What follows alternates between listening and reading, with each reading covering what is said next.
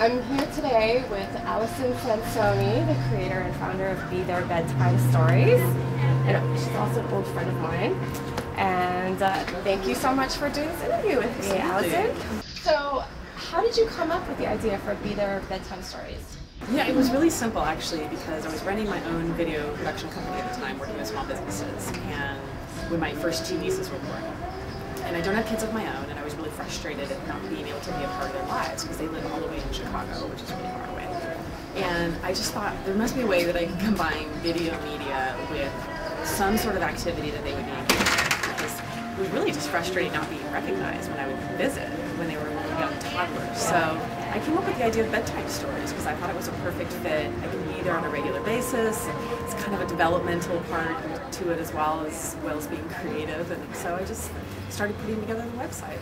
That's awesome. I love it. It's so well designed and it looks fantastic. So Alice, can you explain how the process works? Like, how long does it take to sign up, to read a book? Can you explain a little bit more about that process? Yeah, absolutely. What we have is we've got over 200 titles in our bookstore right now. So we've got 6 publishers that have licensed books through our bookstore that we sell. So you open one of the books and it displays on your computer screen, and you read it aloud in front of your webcam, and we're capturing that video and we're positioning that video onto that page of that book. So then we email a link to any number of people that you want to watch any number of times. They can watch it right off your account. So that book is going to be accessible for however long that you want it to be. So that's awesome. I've done it myself and it was really easy. Like, I actually thought it was going to be kind of difficult. There's something, it's almost like a mental block that goes up as soon as you think that there's going to be a webcam involved. But then when I tried it, it really was just, it takes you through the whole process, and I was up and running really, really quickly. And yeah, I'm glad easy. That's what we wanted to happen, and really our website does all the work. All you have to do is really show up, and it knows how to detect you, and you get to see yourself through the whole story. And in fact, we give you the opportunity to read the entire story for free and watch it before you click to buy it. That was awesome. Yeah, love it. So Alison, how did you get all of these authors to participate in your project? You have like over 200 authors who have signed up already? Well, 200 books. So 200 books. Several authors with books. And honestly, I just asked. We started before the website was even built. I had 4 publishers that were like, sure, why not? Wow. I see the future of ebooks. I think that they felt like this was a new avenue. It's a new revenue stream for them that does not exist. Yeah. I think that they really valued the storytelling aspect and the family bonding, which is what we were really promoting, which was really active about it.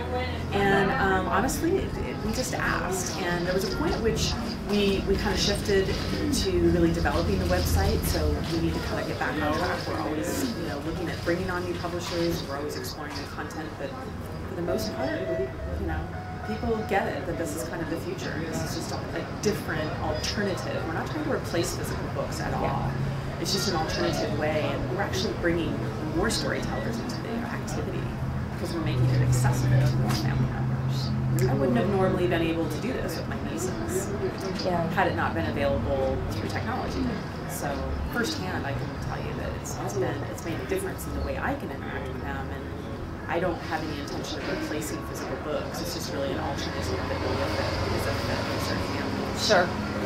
Yeah, no, that's great. It's nice to have that mix, the regular storybooks, and then be able to do that on the side too. And another thing I wanted to say is there was a night where I had my stepkids over and we didn't have a book to read, and we actually ended up going to Be There Bedtime Stories. It was a really nice way to be able to choose a book when we didn't have a lot of books to choose from that one evening. We didn't have a chance to go to the library, all the books that I had at home. We'd already read a ton of times, so it was a great resource for us to be able to just choose something right out of your collection of 200 books. So thanks for that. Yeah, and we actually have one publisher that published all of their books in Spanish too. So there really is some great colorful stories, but we also have a substantial catalog of about 30 or 35 books that are in Spanish as well. Okay. Yeah. Nice. Oh, that's great news. And my stepdaughter Audrey just enjoyed reading those books so much when she did that little test, when you were doing the test segments. It was just, she had a great time reading it, so I can see how a lot of children would really enjoy this. There was a surprise in one of our focus group studies that we did where we had a bunch of mommies come in and they tested it and we talked about it. And a couple of the moms didn't have grandparents with webcams, but they wanted to participate. So what they did was they had their friends send their friends a story. So we had 7-year-old Abby reading to her girlfriend, 7-year-old Audrey.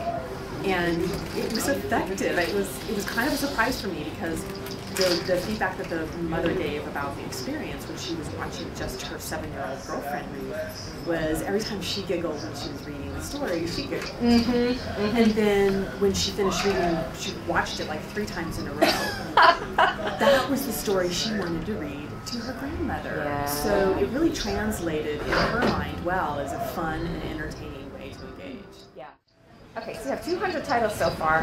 Have you been able to get any mainstream books like Dr. Seuss, Cat in the Hat, or do you have plans to do that in the future? Yeah. We knew that we were going to be launching with a lot of independent publishers that would be easier to get on board quicker so that we could really get the interface testing right away and get some users in. The larger publishers have a little bit of a different contractual agreement with their authors because they're a little bit of a the licensing of those has been a little bit more complex and complicated than an independent publisher that has freedom to be able to make the decisions that they do. So absolutely, our intention is to be able to bring in as many books as we can. We're open to that. It's just a little bit more of a complex conversation with larger publishers. And so we're engaging in that conversation right now. We're going to get some more launched in there. That's great. And can I just say, I was really surprised by how enjoyable, even though I had never heard of most of the titles that were there, I really enjoyed those books. And the kids enjoyed reading them so much. Like, they were very, very entertaining. I thought it was so great to give those books a great way to be seen and heard. The interesting thing about this is because I do get that question a lot. And what we found in our focus group surveys is that some parents have said that, my child doesn't know Dr. Seuss. They just know that they like kitty cats. So they want to read or hear the bedtime story about kitty cats, or they like, robots or choo-choo trains. And so really what grandparents or family members are able to do is just sort of peruse our titles for keywords because they know that their particular kid is really, enamored with princesses or enamored with dragons or something like that. So that's the reason why the catalog that we have is really a fit. We have the users that we have. Yeah. Because, I know that parents want to read the classics and, of course, they want to pass down some of those traditions and absolutely we'll get those books in the bookstore along the way. But, the kids are the ones that are picking the books sometimes. Absolutely. So. And what's important to remember, I think, the reason that, like, say, when I was a kid, my favorite book was Mr. Bear Squatchwell Flat. The reason it was my favorite book was largely because my father read it to me. So I think that once a child has a parent read them a book, that is what makes it a favorite book. You know what I mean? So it doesn't really matter so much what the title is as long as the child really enjoys that experience, and that's the main thing. Can you tell me, what is the advantage of uploading a Be There Bedtime Story versus, say, just like recording something off of YouTube? That's a great question, and actually I get that a lot. And the same question would be posed for the Skype chat. And the reason why this interface is so much better is that the entire book fills the screen. So you've got the book as equal focus of the storyteller. So the kids are really able to get the advantage of a full illustration. Yes. The words of the page are also just as visible as if the book were in the child's lap. So, right now there's no real interface that enables you to do it unless you held the book over your shoulder or did something about it, and maybe held it up to the camera. It's just a real amateur way of doing it, whereas our interface just really lays it out seamlessly. And then it also works with whoever is recording or watching the video recording, because you can turn the page. You have full control over turning the page whenever you're ready. Yes. And our interface syncs up the video instantly with whatever page you're viewing at that time. So, there's that user interface that's just much more convenient, it's much more seamless, and it's distinct from Skype because it's recording, so they actually become really cool family keepsakes. Yeah. I mean, if you can imagine being able to watch a bedtime story of one of your ancestors from 100 years ago. I just want to say, that really hit home with me because I remember my father, who passed away in 2001, was a fantastic storyteller. I mean, fantastic. I can still remember him reading Mr. Bear Squash You All Flat to me. He had a really great, resonant voice, and I just wish that he could have done something like this. You know, it would have been the most priceless and valuable gift to be able to give to my nephew, to us. You know, if he could have just read something like that, you know, it would have been such a great keepsake. So I think it's such a great idea. People don't realize what a great, unbelievably inexpensive gift that they could be giving somebody else by just having them read one story. You know, they can keep that forever. So storytelling is a really unique human interaction. Yeah. And so there's parts of your personality that really come to life. And even me doing this, I had the concept and I was jazzed about it, but even me doing it the first few times, I was getting my footing and finding my storyteller's voice to really connect with the child. Yeah. So there is something really unique about your personality that comes out in storytelling. Yeah. So it's cool that there's, I know there's going to be a value for that family keepsake value, but even just the regular interaction that I can do on a routine basis with my nieces has been fun. Yeah, great. You know, I also wanted to make a comment about reading it on YouTube. I thought to myself, you know, if I had just picked up this book and tried to read it on YouTube, you wouldn't be able to read along with the story. Like I realized, you know, with the format that you have, it does make it so clear and so easy for kids to be able to read the story at the same time that you're reading it, if they choose to do that.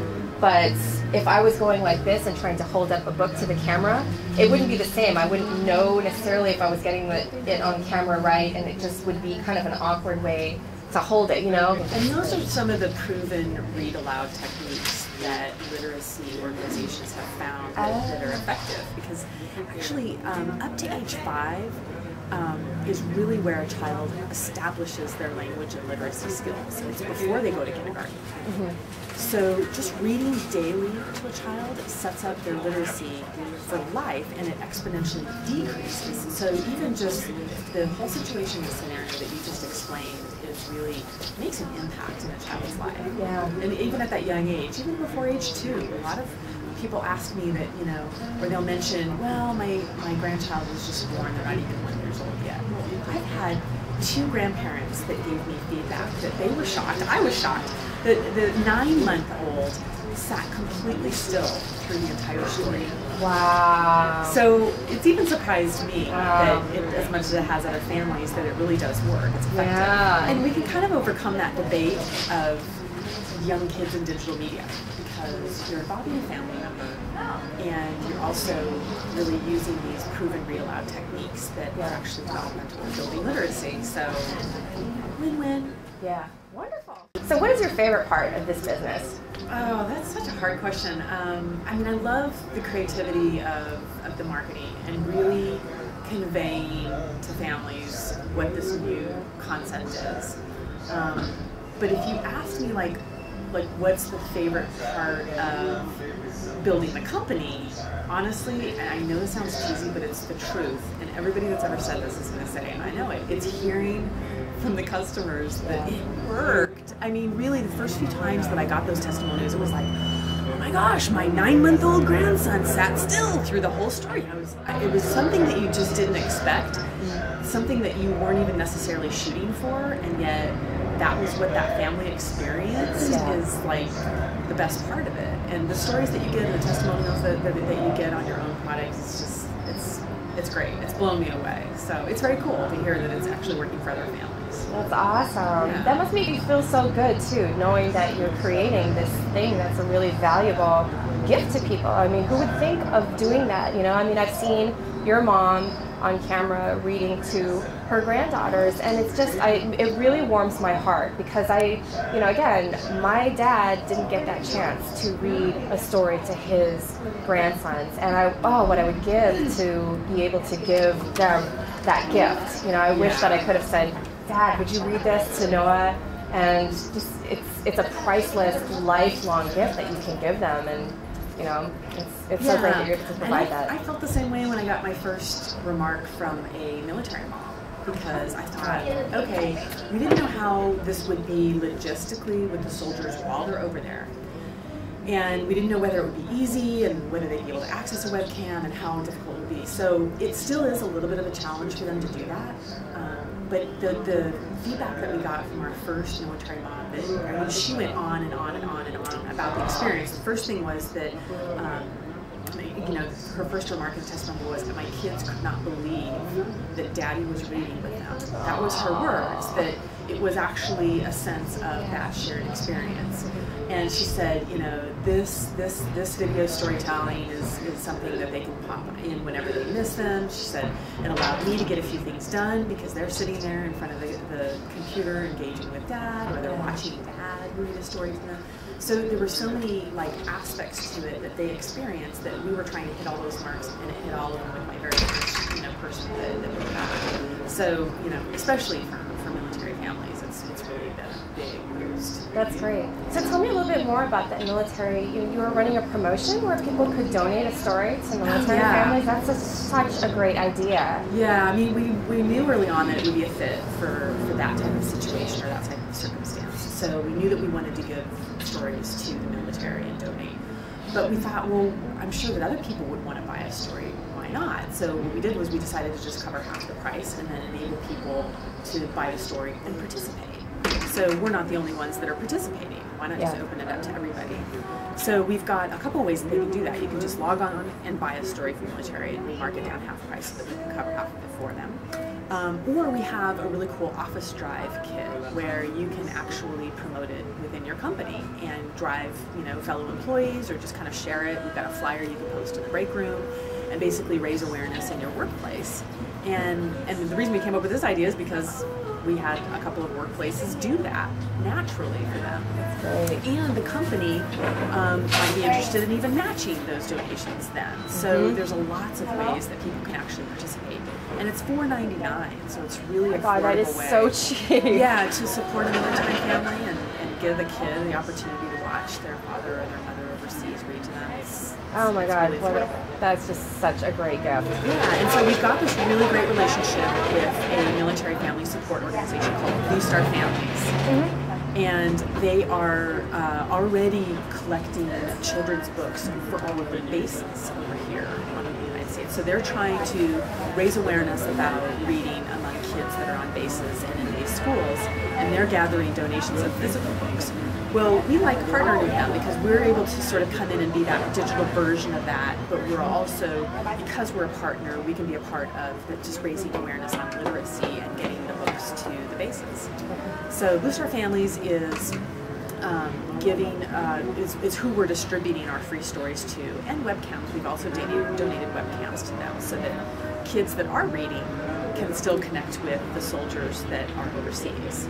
So if fathers or mothers or even grandparents that are overseas can't make it to a webcam, at least their children over here could read a story and show off their reading skills, and they can still connect in that special way and show off to mom and dad how well they're reading. And it's just a really creative and unique way of being able to connect with their parents. Fantastic.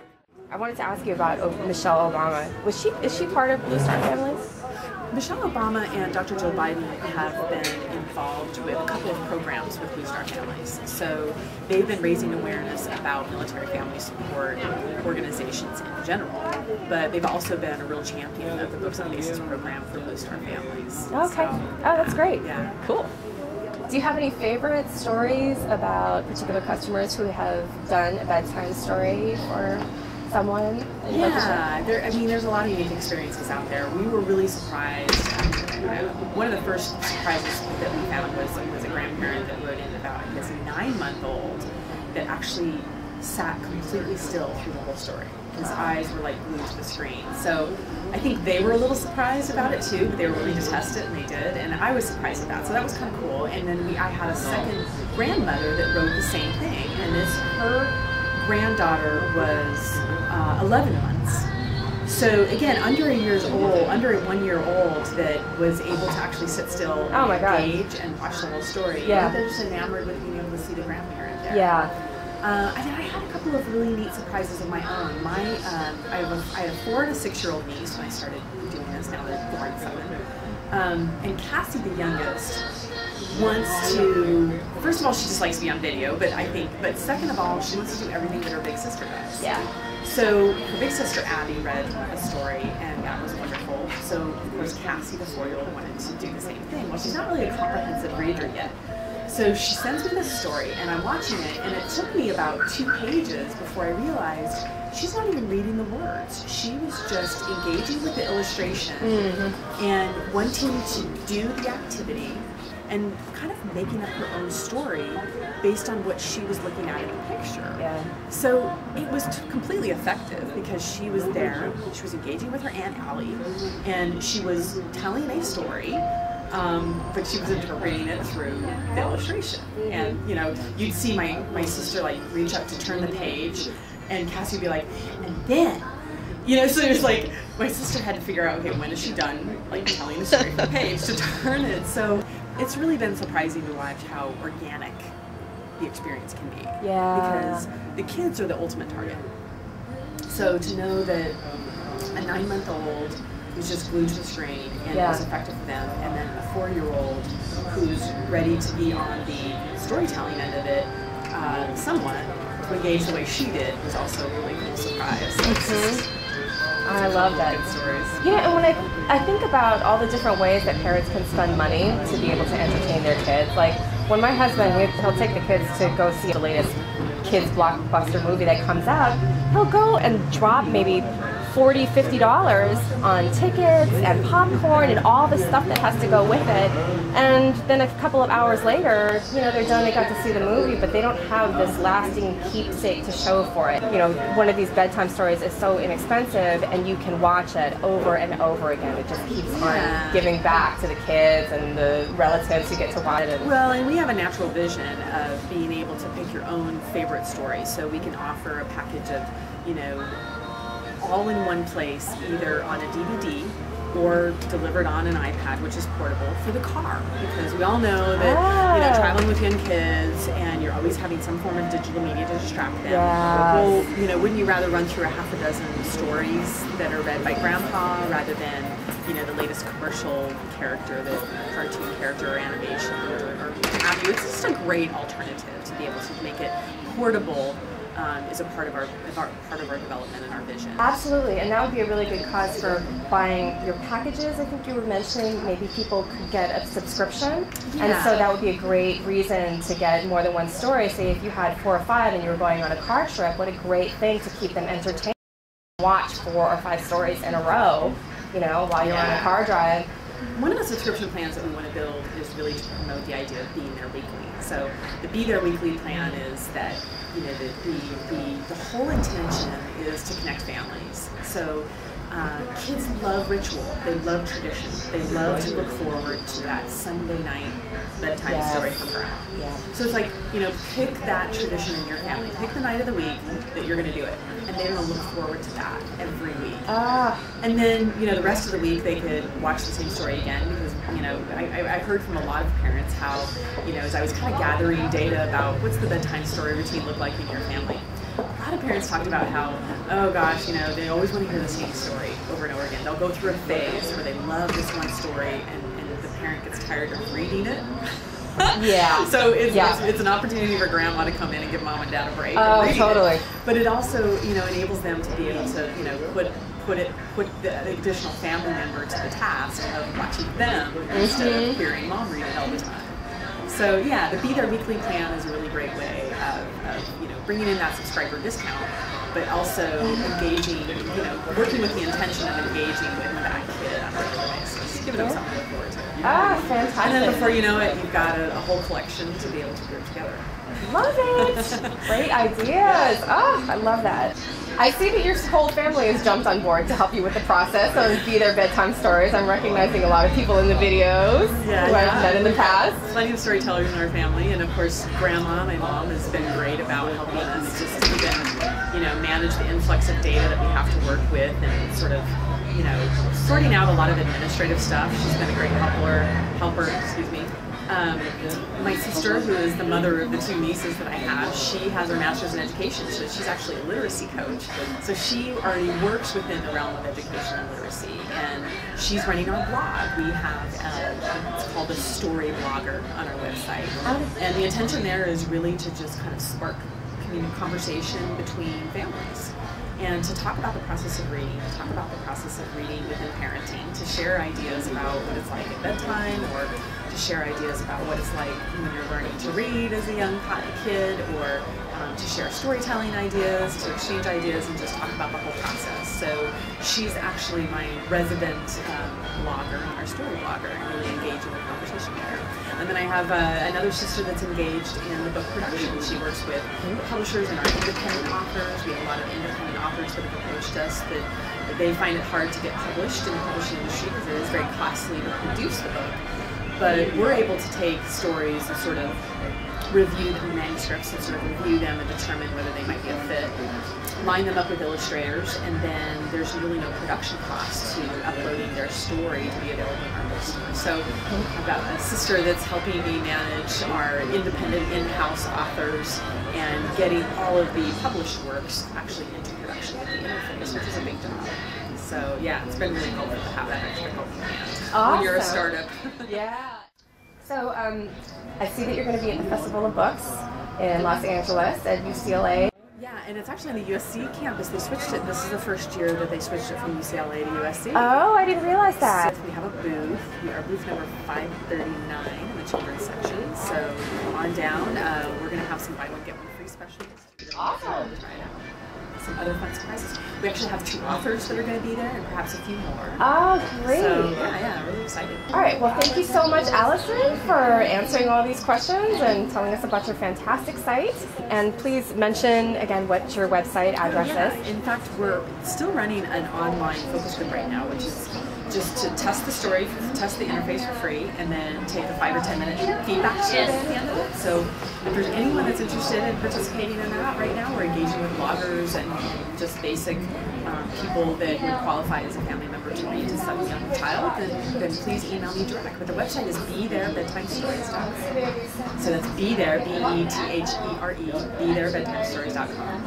And just email me direct, Alison at BeThereBedtimeStories.com, and request it. So tell them that you saw the YouTube interview, and I'll send you a link for a free story and the feedback survey. That would be great. Fantastic. Awesome. Thank you so much, Alison. Thanks, Laura. It was great to talk to you. You too.